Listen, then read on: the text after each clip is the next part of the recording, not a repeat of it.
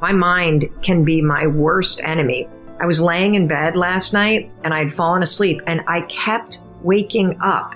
And you know what I was thinking about? I was waking up because I could hear people in the hallway kind of coming in from a late night of partying. And you know what the first thing that my mind defaulted to? There being a fire in the hotel.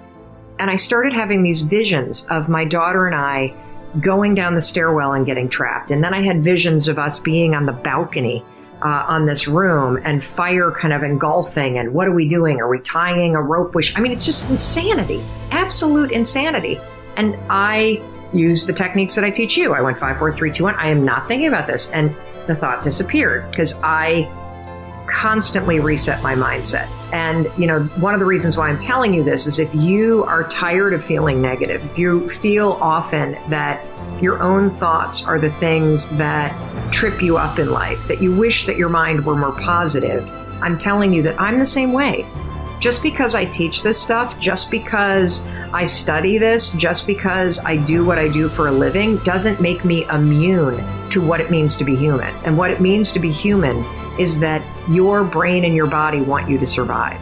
Your brain and your body remember situations that scare the daylights out of you. Your brain and your body try to talk you out of anything that makes you feel risky. And your brain, given that it has been trained by situations in the past, and given that you allow it to worry all the time, you have a habit of doing it, if you're not careful and you're not deliberate, your brain will default to scary crap like mine was last night. That doesn't mean you're broken.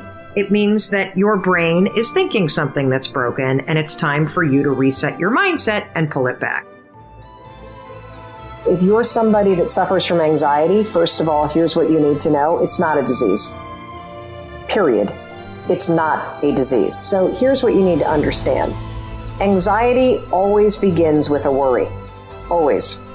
It begins with a thought that is triggered by something. So if you suffer from anxiety, you wake up in the morning and your mind spins, you lay in bed at night and your mind spins, you walk into work and you feel anxious in your body, I want you to write down all the things that trigger you to feel anxious.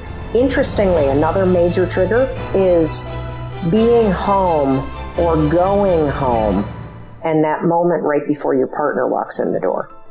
If you feel anxious when your partner's about to walk in or you're about to walk into your own home, that is a major signal that you are in the wrong relationship, that there is something incredibly off and you either need to get into counseling, but that is one that we hear a lot about because you're walking into a situation that feels uncertain. Yeah. A lot of people, by the way, had parents that were abusive or parents that were yellers. So they also are experiencing ghosts from the childhood of it's 5 o'clock, dad's about to come home and pour a drink and everybody's on edge. Yeah. So write down the triggers, okay? Because having kind of the triggers ahead of time will help you come up with a plan for how you're going to catch yourself when your mind defaults to the automatic ways that it thinks. Then what I want you to write down next to the trigger is what exactly are you worried about? So having the trigger and then the what do I worry about? I worry that my boss is going to yell. I worry that my partner's going to yell. I worry that I'm going to get in trouble. I worry that, you know, my friends are going to laugh at me. I worry that I'm going to be whatever it may be. Then what you're going to do is you're going to write down what I call an anchor thought. An anchor thought is something that weighs you down and it makes you excited. And so here's how the strategy works with the 5-second rule. The next time you're in a situation, and let's just use the example of pulling into your own driveway or your own apartment, and maybe you've got issues with your boyfriend or girlfriend or your roommate, and that makes you unsettled. The second you pull in and you feel the trigger, you're going to go 5, 4, 3, 2, 1, because I want to interrupt your mind from going into kind of like, what if I did this? And then you're going to drop in the anchor thought of the last time that you and your roommate really got along well, or the last time that you stood up for yourself and it went fine. And or your puppy. Yeah, or a puppy or whatever. And you're going to say, I'm so excited to deal with this. Yeah.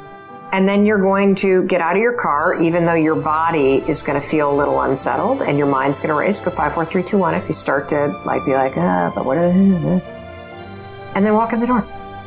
And what I'm teaching you to do is to not let your mind hijack you.